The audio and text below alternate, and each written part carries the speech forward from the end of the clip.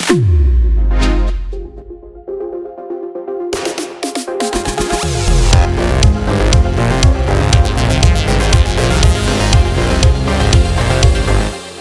ഡിജിറ്റൽസിലേക്ക് സ്വാഗതം. മാരിവില്ലിൻ പാടുന്നുണ്ടോ കൂടെ? ഗോപുരങ്ങൾ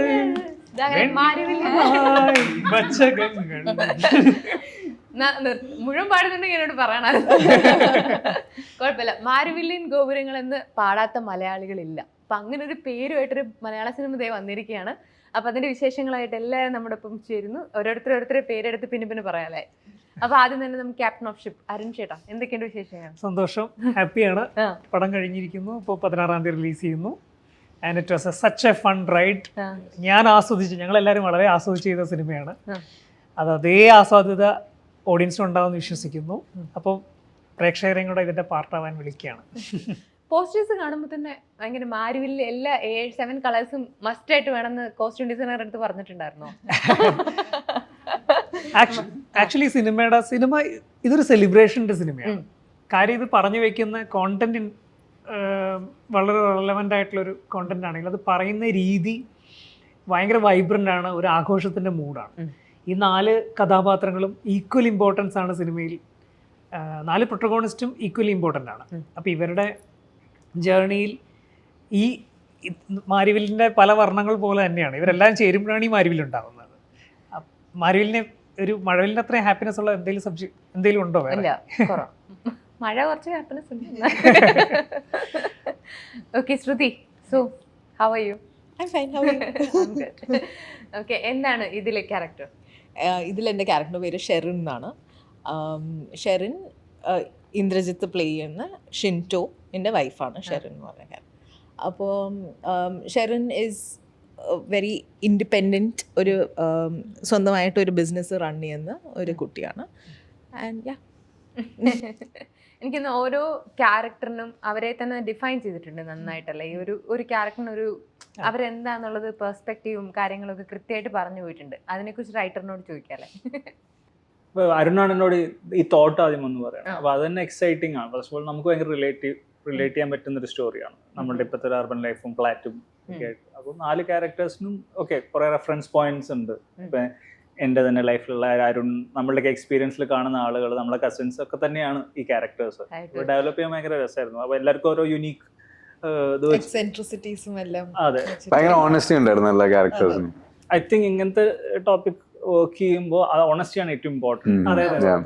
വർക്ക് ആവുക, ആൾക്കാർ അതല്ല നമ്മൾ പറയുന്ന കാര്യം ഓണസ്റ്റ് ആവുക. ഓണസ്റ്റ് ആയാൽ തന്നെ ഐ ഫീൽ ലൈക്ക് റിലേറ്റബിൾ ആൾക്കാരിലേക്ക് കുറച്ചുകൂടെ കണക്ട്. അപ്പോൾ എല്ലാ ക്യാരക്ടേഴ്സിനും ഐ ഫീൽ ലൈക്ക് ഒരു സർട്ടൺ എമൗണ്ട് ഓഫ് റിലേറ്റബിലിറ്റി ഉണ്ട്. സോ എനിക്കാണെങ്കിലും ഷെർ എന്ന് പറഞ്ഞ ക്യാരക്ടറായിട്ട് റിലേറ്റ് ചെയ്യാൻ പറ്റി. എനിക്ക് I could also relate to Vincy play ചെയ്യുന്ന character, Sarjano play, I mean ഒരു റിലേറ്റബിലിറ്റി ഉണ്ട്. സോ വിൻസി, പറയൂ വിശേഷങ്ങൾ. കുറേ വിശേഷങ്ങൾക്ക് ഇടയ്ക്കുന്നാണ് വിൻസി ഇപ്പോൾ വരുന്നത് ഞാൻ നോക്കുമ്പോൾ, അല്ലേ? അല്ല, മെയിൻ വിശേഷം മാരിവില്ലിൻ ഗോപുരങ്ങൾ തന്നെയാണ്. ഇപ്പം എൻ്റെ 2024 ഹോപ്പ് എന്ന് ഞാൻ പറയുന്ന മൂവീസ് മാരിവില്ലിൻ ഗോപുരങ്ങൾ. മീനാക്ഷി എന്ന് പറയുന്ന ക്യാരക്ടർ ഇപ്പം ഈ 4 പേരുടെ 3 പേരുടെ ഇടയിലോട്ട് വരുമ്പോഴത്തേക്കിനും കാണുന്ന ആൾക്കാർക്ക് ചിലപ്പോൾ തോന്നും അധികപ്പറ്റായ ഒരു ക്യാരക്ടർ അല്ലേ എന്ന് തോന്നിയെങ്കിൽ പോലും ദ ഹോൾ സ്റ്റോറി കണ്ടു കഴിയുമ്പോൾ ചെറിയ ഓൺ ദ ടോപ്പ് എന്ന് പറയുന്ന പോലത്തെ ഒരു ക്യാരക്ടർ ആയിരിക്കും മേ ബി എൻ്റെ ക്യാരക്ടർ. അത്രയും എൻ്റെ കരിയർ ലൈഫിൽ ദ ബെസ്റ്റ് ക്യാരക്ടർ കൂടി ആയിരിക്കും. ഇറ്റ്സ് ലൈക്ക് ഒരുപാട് എന്താ പറയുക, നല്ലൊരു ആർക്കും ഇതുവരെ ചെയ്യാത്തൊരു ഫ്രഷ്നെസ് ഒക്കെ ഉള്ള ഒരു ക്യാരക്ടർ ആയിരിക്കും. വിൻസി ആണെങ്കിലും ചെയ്ത ക്യാരക്ടേഴ്സ് വെച്ച് നോക്കുമ്പോൾ കുറച്ച് കളർഫുൾ ആയിട്ട്, കളർഫുൾ ആണ്, മോഡേൺ ആണ്, ഇതുവരെ പരീക്ഷിക്കാത്ത തോട്ട്സും ഐഡിയോളജീസ് ഒക്കെ ഉള്ള ഒരു ക്യാരക്ടറാണ്. ഇതുവരെ ചെയ്തിട്ടില്ല അങ്ങനെ ഹ്യൂമർ ക്യാരക്ടർ ത്രൂ ഔട്ട് എനിക്ക് കിട്ടിയിട്ടില്ല. അപ്പം അത് അങ്ങനത്തെ ഒരു വലിയൊരു ഓപ്പർച്യൂണിറ്റിയാണ് മാരിവില്ലിൻ ഗോപുരങ്ങളിലെ മീനാക്ഷി എന്ന് പറയുന്ന ക്യാരക്ടർ. മീനാക്ഷിയാണ് ശരിക്കും ഈ മറ്റു കഥാപാത്രങ്ങളുടെ ഇടയ്ക്കുള്ള കാറ്റലിസ്റ്റ്. അപ്പം അവരുടെ ക്യാരക്ടർ ആർക്കിനെ മുന്നോട്ട് കൊണ്ടുപോകുന്ന മീനാക്ഷിയുടെ ഒരു ഇഷ്യൂവിൽ നിന്നാണ് ഇത് കംപ്ലീറ്റ് ഈ കഥ നിൽക്കുന്നത്. റോണി എന്നാണ് ക്യാരക്ടറുടെ പേര്. ഒരു ഷെഫായിട്ടാണ് ഇതിൽ പ്ലേ ചെയ്യുന്നത്. ഓണസ്റ്റിയുടെ കാര്യം നേരത്തെ പറഞ്ഞ പോലെ തന്നെ എനിക്ക് തോന്നിയിട്ടുള്ളത് ഇത് റൈറ്ററിന്റെയും ലൈഫിലുള്ള ചില കാര്യങ്ങൾ ഇതിൽ ഇൻവോൾവ് ചെയ്യിപ്പിച്ചിട്ടുണ്ട്. കാരണം അത് ഞാൻ ഇതുവരെ അങ്ങനത്തെ ഒരു ക്യാരക്ടർ ചെയ്തിട്ടില്ല. ഭയങ്കര പേഴ്സണൽ സ്റ്റോറി പറയുന്ന അല്ലെങ്കിൽ നമ്മുടെ ചൈൽഡ്ഹുഡ് തൊട്ടിട്ടുള്ള കാര്യങ്ങൾ പറയുന്ന ഒരു ക്യാരക്ടർ ചെയ്തിട്ടില്ല. ആൻഡ് എനിക്ക് അങ്ങനത്തെ ഒരു വിഷയം അഡ്രസ്സ് ചെയ്യാൻ അല്ലെങ്കിൽ അങ്ങനെ ഒരു സാധനം ഇതിൽ കാണിക്കാൻ പറ്റിയിട്ടുണ്ട്. എനിക്കൊന്ന് സിനിമ കാണുമ്പോഴാണ് എനിക്ക് അതിനെപ്പറ്റി കൂടുതൽ സംസാരിക്കാത്തതാണ് നല്ലതെന്ന് തോന്നുന്നു, അല്ലേ? അപ്പം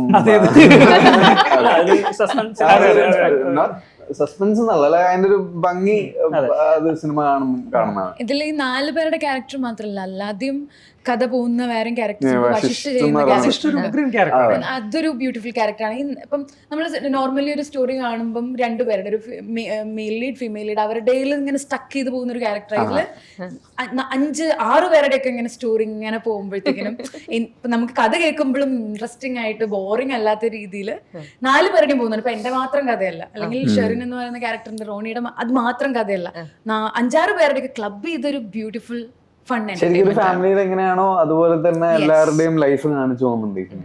ഈ ഇന്ദ്രേട്ടന്റെയും വസിഷ്ഠന്റെയും ഒരു ലെയർ അത് നമ്മൾ പോസ്റ്ററിലൊന്നും കാണിച്ചിട്ടില്ലെങ്കിലും അതിന്റെ വേറൊരു പാരലൽ ലെയർ ഈ സിനിമയിൽ പോകുന്നുണ്ട്. വസിഷ്ഠും ഇന്ദ്രേട്ടനും മാത്രമായിട്ടുള്ള കുറെ സീക്വൻസുകൾ, അത് ഒരുപക്ഷെ കുട്ടികൾക്ക് കുറച്ചും കൂടെ ഇൻട്രസ്റ്റിംഗ് ആയിരിക്കും, അവരെ കുറച്ചും കൂടെ എന്റർടൈൻ ചെയ്യാൻ.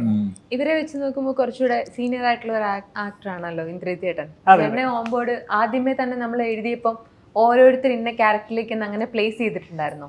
നമ്മൾ ഒരിക്കലും തിരക്കഥ എഴുതുമ്പം ആര് ചെയ്യണം എന്ന് ചിന്തിച്ചുകൊണ്ടല്ല. ഇപ്പൊ പ്രമോദിന്റെയും രീതി അങ്ങനെയല്ല. നമ്മള് കഥ സ്ട്രോങ് ആക്കുക, വളരെ ഐ മീൻ അതിന്റെ ജേർണി ആദ്യം ഫൈനലൈസ് ചെയ്യുക, അതിനുശേഷം സെക്കൻഡറി കാസ്റ്റിംഗ് അതിനുശേഷം ചിന്തിച്ചോളാം. ഞങ്ങൾ പലരെയും ചിന്തിച്ചിട്ടുണ്ട്. അൾട്ടിമേറ്റ്ലി ഇത് വന്ന് പെട്ടേക്കുന്നത് ഇതിന്റെ ഏറ്റവും പെർഫെക്റ്റ് കാസ്റ്റിംഗിലാണെന്ന് ഞാൻ വിശ്വസിക്കുന്നു.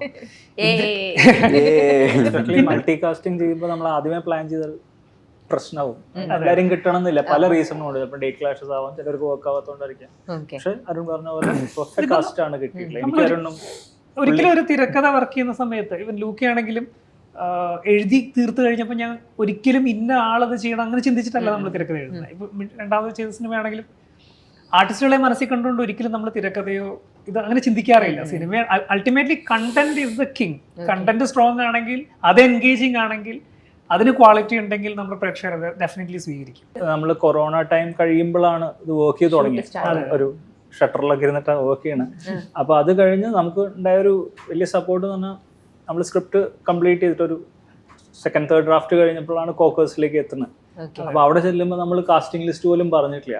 പക്ഷെ അവര് ഇപ്പൊ ഷർമീനാണെങ്കിലും സിയാദക്കും ഒക്കെ ഇരുന്ന് കഥ കേട്ടിട്ട് അവർ കഥയിലാണ് കൺവിൻസ്ഡ് ആവുന്നത്, സ്ക്രിപ്റ്റിലാണ് ഇൻട്രസ്റ്റ് ആയത്. Now will look for the cast എന്നാണ് പറയണത്. അത് ഭയങ്കര, അല്ലാതെ ഇത് ആര് ചെയ്യണം, ഇന്ന ആൾക്കാരുണ്ടെങ്കിൽ ഈ ഫിലിമിന്റെ ബിസിനസ് നോക്കിയുള്ളൂ, അല്ലെങ്കിൽ ആ ഒരു പ്രഷർ നമ്മളോട് തന്നില്ല. അപ്പൊ അതുകൊണ്ട് നമുക്ക് രസമായിട്ട് വർക്ക് ചെയ്യാൻ പറ്റി കാസ്റ്റിംഗ്. സിയാദൊക്കെ പറഞ്ഞ കാര്യം എന്താ പറയുക, എനിക്ക് ഈ മാസം ഷൂട്ട് തുടങ്ങണം, അതിന് റൈറ്റ് ആയിട്ടുള്ള കാസ്റ്റിംഗുകൾ ഫൈനലൈസ് ചെയ്തു.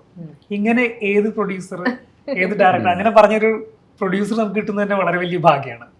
കാരണം നമ്മൾ ആ ഡേറ്റിൽ നമുക്ക് കറക്റ്റായിട്ട് വർക്ക് ചെയ്യാൻ പറ്റുന്ന റൈറ്റ് കാസ്റ്റിനെയാണ് ഐഡന്റിഫൈ ചെയ്തത്. അങ്ങനെ തന്നെയാണ് സിനിമ നടന്നത്. സിനിമ അങ്ങനെയാണ് നടക്കേണ്ടത്. പാട്ടുകൾ ഇറങ്ങിക്കഴിഞ്ഞപ്പോഴാണെങ്കിലും ടീസർ അതൊക്കെ കാണുമ്പോൾ മൊത്തത്തിൽ കളർഫുൾ ആണ്.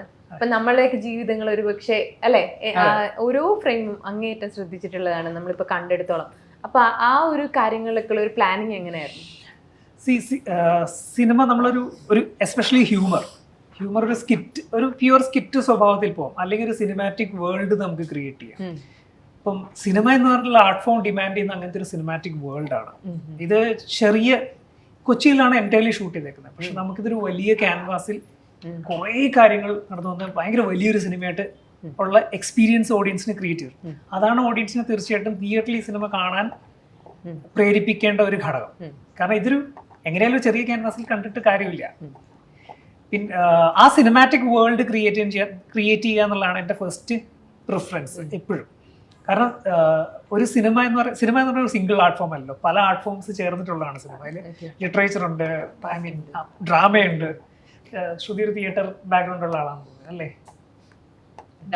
ഡാൻസ്. അതെ. അപ്പം ഇങ്ങനെ പല സിംഗിങ് ഉണ്ട്. നമ്മൾ വർക്ക് ചെയ്യുന്നത് വളരെ മൾട്ടിപ്പിൾ ആർട്ടിസ്റ്റുകളുടെ കൂടെയാണ്. ഇവരുടെയൊക്കെ ഇൻപുട്സ് ഒക്കെ ചേർന്നിട്ടാണ് ഒരു സിനിമ ഉണ്ടാവുന്നത്. അപ്പോൾ ആ വേൾഡ് ക്രിയേറ്റ് ചെയ്യുക എന്നുള്ളതാണ് ഇതിന്റെ ഫസ്റ്റ് മോട്ടീവ്. അതിന് ചേരുന്ന ആ ജോണറിന് ചേരുന്ന ഒരു വിഷ്വൽ ലാംഗ്വേജ്, അതിൻ്റെ ഒരു കളർ ടോണ്, അതൊക്കെ ഒരു പക്ഷേ മേ ബി ഞാനും ഒരു ആർട്ടിസ്റ്റ് ആയതുകൊണ്ട് ഞാൻ വരയ്ക്കും അത്യാവശ്യം. അപ്പോൾ അതിൻ്റെയൊക്കെ ഒരു ഇൻപുട്സ് അപ്പൊ അത് അത്യാവശ്യം പറഞ്ഞു ചെറിയ ചെറിയ സീക്രറ്റ്സ് ഒക്കെ ഇവര് ഭയങ്കര ശല്യമാട്ടെ ഇവർ രണ്ടുപേരും സീക്രട്ട് ഇപ്പൊ അടുത്തൊരു അല്ലല്ല ശ്രുതി ആക്ച്വലി വന്നിരുന്നു ഈ അടുത്തിടയ്ക്ക് ഫോട്ടോസിൽ എക്സിബിഷനിൽ എന്റെ കുറച്ച് ഞാൻ ആദ്യമായിട്ട് എന്റെ കുറച്ച് പെയിന്റിങ്സ് എക്സിബിറ്റ് ചെയ്തിരുന്നു. ശ്രുതി ഇവിടെ വന്നിരുന്നു. ചെറുതായിട്ട് വരയ്ക്കുന്നൊക്കെ പറയാം. Very nice actually, very nice. അപ്പോൾ ഒരു പക്ഷെ അത് എന്നെ ഇൻഫ്ലുവൻസ് ചെയ്തിട്ടുണ്ടാവും എൻ്റെ വിഷ്വൽ ലാംഗ്വേജിന്. ലൂക്കയിലും ഇപ്പൊ ലൂക്കയുടെ കേസിലാണെങ്കിലും എൻ്റെ DOP-യുടെ അടുത്തും അനീസാണ്ടോടി ആ ഡയറക്ടറുടെ അടുത്ത് ഞാൻ സംസാരിക്കുമ്പോൾ ഞാൻ പറഞ്ഞ ലൂക്ക നിഹാരിക സെഗ്മെന്റ് ഒരു വാൻഗോഗിന്റെ പെയിന്റിംഗ് പോലെ തന്നെ ട്രീറ്റ് ചെയ്യണം. എല്ലാം ഇളകുന്ന ഫ്രെയിംസ് ആയിരിക്കണം, മൂവ്മെന്റ് ഉള്ള ഫ്രെയിംസ് ആയിരിക്കണം, ടർക്കോയ്സ് ബ്ലൂ യെല്ലോ ടോണിലുള്ള സമ്മറി ടോണുള്ള ഒരു സമ്മർ സമയത്ത് നടക്കുന്ന റൊമാൻസ് ആയിട്ട് തന്നെ ട്രീറ്റ് ചെയ്യണം എന്നുള്ളായിരുന്നു. അതിനൊരു സീസൺ ഉണ്ട്. ആ സമ്മർ തീരുന്ന ഇവര് ലൂക്കയും നിഹാരികയും പിരിയുന്ന ആ മൊമെന്റ് ആണ് മഴ തുടങ്ങുന്നത്. പിന്നെ മഴക്കാലമാണ്. മഴക്കാലത്തിന്റെ ഒരു മരവിപ്പ്, മടുപ്പ്, നംബ്നെസ് അത് റെപ്രസെന്റ് ചെയ്യുന്ന കൈൻഡ് ഓഫ് ഒരു വിഷ്വൽ ലാംഗ്വേജ്. ഈവൻ സിനിമാറ്റോഗ്രാഫി ആണെങ്കിലും typical track and trolley movements ആണ് അവിടെ യൂസ് ചെയ്തേക്കുന്നത്. ലൂക്ക നിഹാരിക സെഗ്മെന്റിൽ മുഴുവൻ ഹാൻഡ് ഹെൽഡ് ആയിട്ടുള്ള ഷോട്ടുകളാണ്. എഡിറ്റ് വ്യത്യാസമുണ്ട് രണ്ടിൻ്റെയും. അപ്പോൾ ഈ ഒരു പാറ്റേൺസ് ചൂസ് ചെയ്യുന്നത് നമ്മുടെ ജോണറിനെ ഡിപ്പെൻഡ് ചെയ്തിട്ടാണ്. ഇപ്പൊ നമ്മുടെ ഈ സിനിമയ്ക്കാണെങ്കിലും നമ്മൾ ഹാപ്പിനെസിന്റെ റെപ്രസെന്റേഷന് വേണ്ടിയിട്ടുള്ള മൂഡൊക്കെയാണ്. അതെ തീർച്ചയായിട്ടും മഴവില്ലിന്റെ നിറങ്ങളുള്ള സിനിമയാണ് ഇത്. മഴവില്ല് പോലെ തന്നെയാണ് ഈ സിനിമ. ഐ ഫീൽ ലൈക്ക് നമ്മൾ സെറ്റ് എങ്ങനെയാണോ that will also translate on screen. അപ്പോൾ എനിക്ക് അരുണിന്റെ ആ സെറ്റ് വാസ് ലൈക്ക് ദാറ്റ്. നമ്മുടെ സിനിമാറ്റോഗ്രാഫർ ശ്യാമാണ്. അപ്പോൾ ശ്യാമിന്റെ frames also and I mean like നമ്മൾ സെറ്റിൽ ഐ ഫീൽ ലൈക്ക് നമ്മുടെ 4 പേരുടെയും കെമിസ്ട്രി വർക്ക് ആയിട്ടുണ്ട് എന്നുണ്ടെങ്കിൽ it's because the set was that comfortable. You know it can ഒരു സിനിമാറ്റോഗ്രാഫർ ക്രിയേറ്റ് ചെയ്യണ environment is also very important. Director create ചെയ്യണ എൻവയൺമെന്റ് വെരി ഇമ്പോർട്ടൻറ്റ്. അപ്പൊ ശ്യാം ആണെങ്കിൽ പെട്ടെന്ന് I just thought of one thing way നമ്മുടെ song sequences shoot ചെയ്യുമ്പോൾ ഇന്ദ്രേട്ടൻ്റെയും എൻ്റെയും സോങ് സീക്വൻസസ് ഷൂട്ട് ചെയ്യുമ്പോൾ there was one it was a very romantic one scene that we were shooting. അപ്പോൾ Shyam got damn excited. Shyam was like, oh adivoli, okay now what? So Shyam brought an energy to the set which was second to none. അപ്പോൾ അതും അടിപൊളിയായിരുന്നു. So അതൊക്കെ I think will translate on screen. ശ്രുതിയാണ് ലിപ്സിങ്കും കൂടെ ചെയ്തുകൊണ്ടിരിക്കുകയാണ് അവിടെ. അതിന്റെ ടോപ്പിക് അല്ല. അതില് ഇപ്പം ശ്യാമിന്റെ ആണെങ്കിലും ശ്യാം ചെയ്യുമ്പം ഇപ്പൊ നമ്മൾ ചെയ്തതിൽ എക്സ്പെക്ട് ചെയ്തതിനെക്കാട്ടി അടിപൊളി സീൻ ആണെങ്കിൽ ശ്യാം അങ്ങനെ എളുപ്പത്തിൽ പറയില്ല, കോംപ്ലിമെന്റ് ഒന്നും തന്നെ. ഒരു അങ്ങനെ ശ്യാമിന് ശരിക്കും ഇഷ്ടായ ശ്യാം പറയും. ഓ അല്ലെങ്കിൽ അടിപൊളി actor. Shyam is also A theatre artist. അപ്പൊ ശ്യാമിന്റെ പെർഫോമൻസ് ഞാൻ ആദ്യമായിട്ട് കാണുന്ന ഒരു പ്ലേയിലായിരുന്നു, വെരി നോർമൽ ഫാമിലി എന്ന് പറഞ്ഞിട്ട്. അപ്പോൾ Shyam is a brilliant actor. ശ്യാമായിട്ടുള്ള വേറെ കണക്ഷൻ ശ്യാമിന്റെ സ്റ്റുഡന്റ് ആണ്. ശ്യാം മദ്രാസ് സിസ്റ്റം കോളേജിൽ ഞാൻ പഠിപ്പിക്കുമ്പോൾ ശ്യാം അവിടെ ജേർണലിസം സ്റ്റുഡന്റ് ആയിരുന്നു.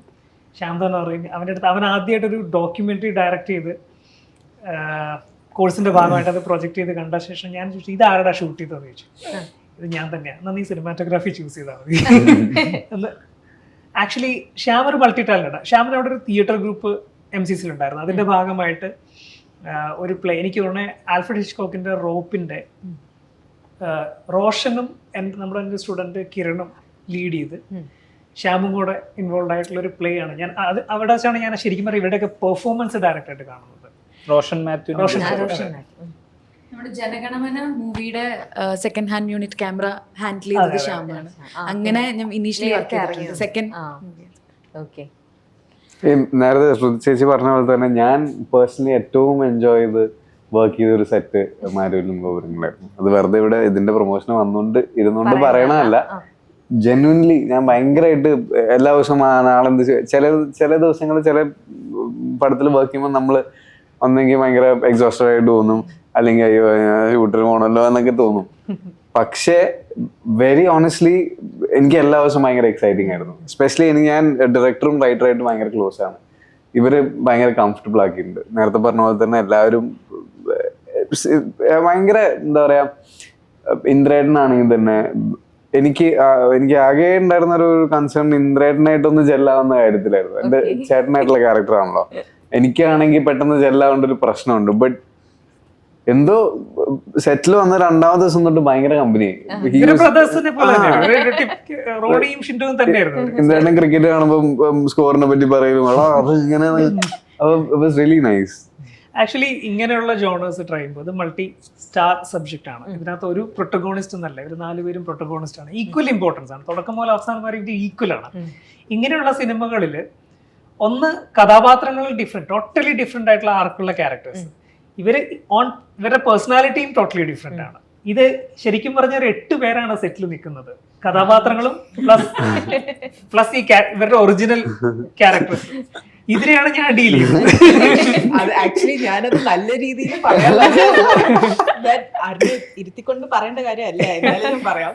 That the set could be going up in flames. Okay? Like obviously ഒരു സിനിമ സെറ്റ് ആണ്, അവിടെ നടക്കുന്ന ഐ മീൻ കുറെ കാര്യങ്ങൾ മാനേജ് ചെയ്യണമല്ലോ. പക്ഷെ അരുൺ സെറ്റിലും ഇങ്ങനെ തന്നെ ഇടയ്ക്ക് കൊറേ സ്ഥലമൊക്കെ പറയും, അലമ്പാണ്. പക്ഷെ ഓൾവേസ് ലൈക്ക് ദിസ്. ഞാൻ വിശ്വസിക്കുന്ന ഒരു കാര്യമുണ്ട്, being the captain of the ship. നമ്മള് ഇതിനെ ഇങ്ങനെ ഒരു പ്രോജക്റ്റ് റൺ ചെയ്യുമ്പോൾ, അല്ലെങ്കിൽ ഇങ്ങനൊരു നമ്മൾ കംഫർട്ടബിൾ ആണെങ്കിൽ സെറ്റ് കംഫർട്ടബിൾ ആണ്, അല്ലെങ്കിൽ നമ്മൾ എങ്ങനെ ബിഹേവ് ചെയ്യുന്നു അങ്ങനെ ആയിരിക്കും എൻ്റയർ സെറ്റിന്റെ സ്വഭാവം. അപ്പോൾ ഇവരെല്ലാവരും എക്സ്ട്രീംലി കംഫർട്ടബിൾ ആയിരിക്കും. ഈവൻ എൻ്റെ ടെക്നീഷ്യൻസ് ആണെങ്കിലും അവർ എക്സ്ട്രീംലി കംഫർട്ട് ആയിരിക്കണം. അല്ലെങ്കിൽ നമുക്ക് ഒരു ഇൻപുട്ട് ഇവരുടെ അടുത്ത് കിട്ടാൻ പോകുന്നില്ല. ഇവർ വെറുതെ ഓപ്പറേറ്റേഴ്സ് മാത്രമായിട്ട് മാറുന്ന, they are artist. Cinematographer is an artist, editor is an artist, sound designers artist. ഈ ആർട്ടിസ്റ്റുകൾക്ക് അവർ കംഫർട്ടബിൾ ആണെങ്കിൽ മാത്രമേ നമുക്ക് ഇങ്ങോട്ട് എന്തെങ്കിലും ഇൻപുട്സ് ഉണ്ടാവുള്ളൂ. ആക്ടേഴ്സിന്റെ കേസിൽ അങ്ങനെയല്ലേ, നിങ്ങൾ കംഫർട്ടബിൾ അല്ലെങ്കിൽ നിങ്ങളുടെ അടുത്ത് എനിക്കൊന്നും, അല്ലെങ്കിൽ it is like doing the job and going. അങ്ങനല്ല. എസ്പെഷ്യലി വെൻ ഇങ്ങനെയുള്ള സബ്ജക്റ്റുകൾ ഡീൽ ചെയ്യുമ്പോൾ ആ കെമിസ്ട്രി കറക്റ്റായിട്ട് വർക്ക് ആവണമെങ്കിൽ, ഇപ്പൊ ഷിൻഡോ ഷെറിൻ ആ കെമിസ്ട്രി, റോണി മീനാക്ഷി അവരുടെ കെമിസ്ട്രി, റോണി ഷിൻഡോ അവരുടെ കെമിസ്ട്രി, മീനാക്ഷി ഷെറിൻ കെമിസ്ട്രി. ഈ പടത്തില് എല്ലാ ക്യാരക്ടേഴ്സിന്റെ റിലേഷൻഷിപ്പ് ഓൾറെഡി ഉള്ള റിലേഷൻഷിപ്സ് ആണ്, തുടങ്ങുന്ന റിലേഷൻഷിപ്സ് അല്ല. ഒരു വർഷം കല്യാണം കഴിച്ചിട്ട് 6 വർഷമായി, ഓൾറെഡി ഗേൾഫ്രണ്ട് ബോയ് ഫ്രണ്ടാ വരുന്നത്. അപ്പോ ആ കെമിസ്ട്രി ഓൾറെഡി വേണം, അല്ലെങ്കിൽ അത് ഡെവലപ്പ് ആവാൻ ഒരു സമയമില്ല. എനിക്ക് ഷെറിനും മീനാക്ഷിയും തമ്മിൽ മാത്രമാണ് ഒരു ഓക്വേർഡ്നെസ് തുടക്കത്തിലുള്ളൂ. ഓക്വേർഡ്നെസ് വേണമായിരുന്നു. കാരണം റോണിയും ഷെറിനും I mean sister in law brother in law ആണ്. അപ്പൊ അങ്ങനത്തെ ഒരു റിലേഷൻഷിപ്പ് ഓൾറെഡി ഉണ്ട്. ഇവിടെ ഒരു ഓക്വേർഡ്നെസ് വേണമായിരുന്നു. അത് കൊടുത്തു വിൻസി. അല്ലെ, ആ ഓക്വേർഡ്നെസ് ഉണ്ടാവാൻ കാരണം എന്താന്ന് വെച്ച് കഴിഞ്ഞാൽ ശ്രുചേച്ചി എന്റെ ടീച്ചറാണ് ആയിരുന്നു. അപ്പം ഒരു രീതിയിൽ എനിക്ക് അങ്ങനെ ഞാൻ ഒരു രീതിയിലും എന്നുവെച്ചാൽ ഹായ് എന്ന് പറഞ്ഞിട്ട് പെരുമാറിയിട്ടില്ല.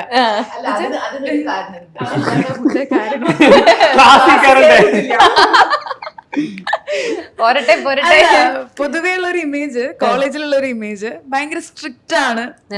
എനിക്ക് ഇതിലൊരു മനംമനം എന്ന് പറഞ്ഞിട്ടുള്ള ഒരു സോങ് ഇറങ്ങിയിട്ടുണ്ട്. അപ്പൊ അതില് ഈ ആപ്പിളും മുന്തിരിങ്ങയൊക്കെ കഴിപ്പിക്കില്ലേ, അപ്പൊ ഒരു നിപ്പുണ്ട്, ഇതാണ് കോളേജിലെ സ്ഥായിബ എന്താ ചെയ്യാത്ത.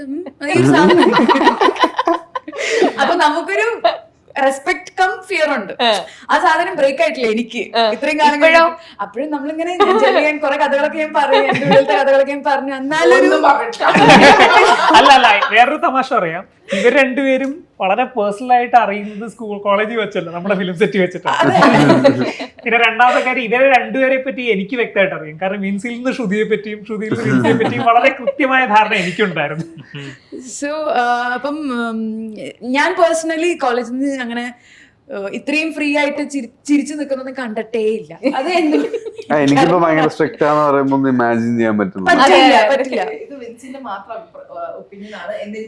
കാരണം ഞാൻ ഒരൊറ്റ ദിവസം കയറിയിട്ടുള്ളൂ കോളേജിൽ.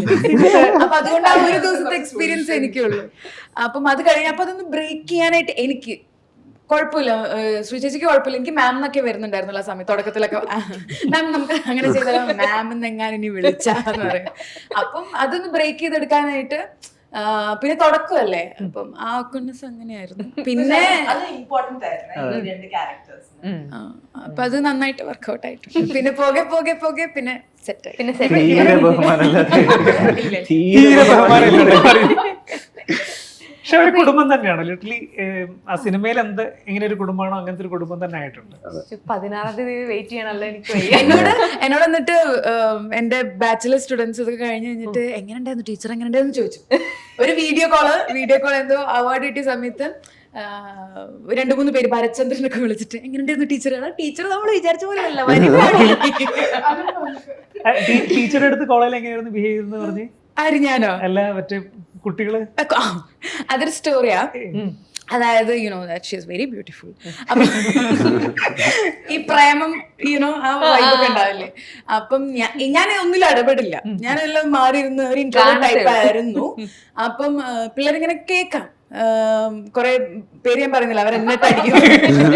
അവരിങ്ങനെ പറയും, വേണ ചൂടാക്കി ഇവിടെയൊക്കെ ചോക്കൂടാ.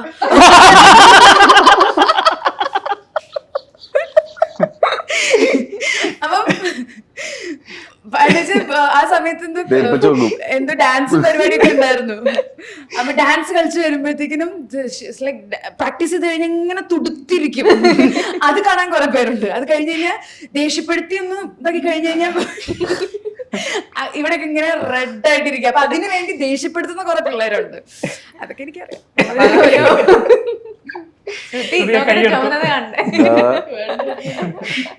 ഓക്കെ, ഇതിലൊരു കുറേയധികം ഡീപ്പായിട്ടുള്ള ഇമോഷൻസ് ഇപ്പൊ പാട്ടുകളിലൊക്കെ ആണെങ്കിലും പറയുന്നത് കൂടുതൽ ഫാമിലിയെ കുറിച്ചാണ്. ഡീപ്പ് ഇമോഷൻസ് ആണ് സംസാരിക്കുന്നത്, റൊമാൻസ് ഉണ്ട്. സോ ആ ഒരു ഇതിലേക്ക് ഇവര് തമ്മിലൊരു ജെല്ലുണ്ടാവണം. 4 ക്യാരക്ടേഴ്സ് അല്ല, ഇവര് ആൾക്കാരായിട്ട് തന്നെയാണ് റിയൽ ആയിട്ട് ജീവിക്കാൻ പോകുന്ന സിനിമയിൽ. അത് കാണുന്നവർക്ക് കിട്ടുകയും ചെയ്യണം.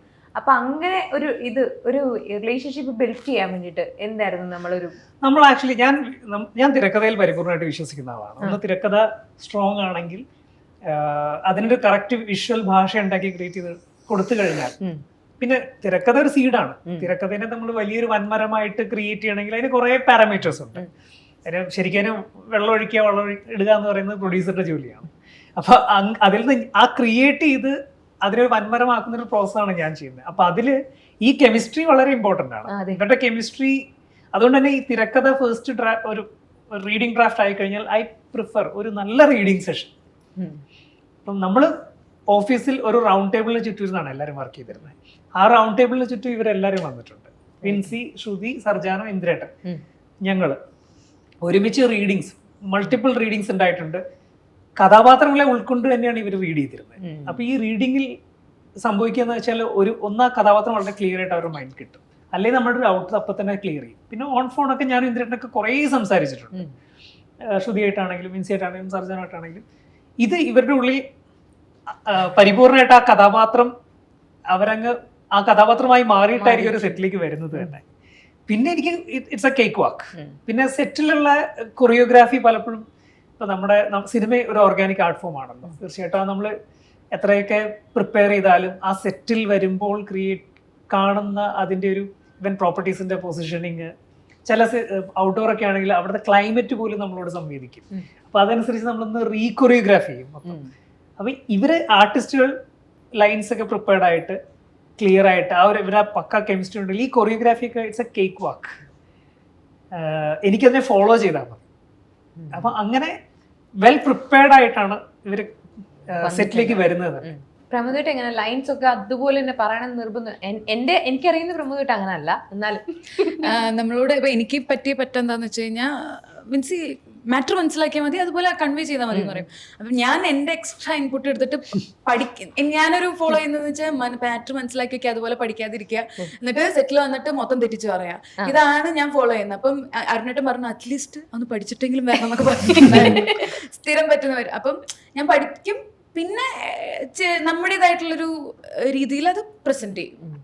അങ്ങനെ സ്ട്രിക്റ്റ് ഒന്നും രണ്ടുപേരും എന്റെ അടുത്ത് പറഞ്ഞിട്ടുള്ളത്, എടാ നമ്മളിപ്പോ സ്ക്രിപ്റ്റിലുള്ള പരിപാടി അത് അങ്ങനെ തന്നെ എടുക്കണ്ട, നമുക്ക് ഒരു ഇംപ്രവൈസേഷൻ ഒരു സ്പേസ് ഉണ്ട് അവിടെ. നമ്മള് സെറ്റിൽ വരുമ്പോ എങ്ങനെയാണോ നമുക്ക് അത് വർക്ക് ചെയ്യാൻ തോന്നുന്നത് അങ്ങനെ വർക്ക് ചെയ്യാന്നുള്ള ആ ഒരു ഭയങ്കര ഫ്രീ ആയിട്ടുള്ള ഒരു സ്പേസ് ഉണ്ടായിരുന്നു. കാഷ്വൽ ആയിട്ടുള്ള language dialogues first of all. അതിൽ ചില ലൈൻസ് മാത്രമായിരിക്കും ഓക്കെ അതങ്ങനെ പറയണം എന്ന് പറയുന്നത്. കാരണം ചില സ്റ്റേറ്റ്മെന്റ്സും ഇതൊക്കെ ഉണ്ടാവുമല്ലോ, ചില ഫണ്ടാസ്, അതൊക്കെ മാത്രമേ ഞാൻ എടാ അത് പഠിച്ചോളാം.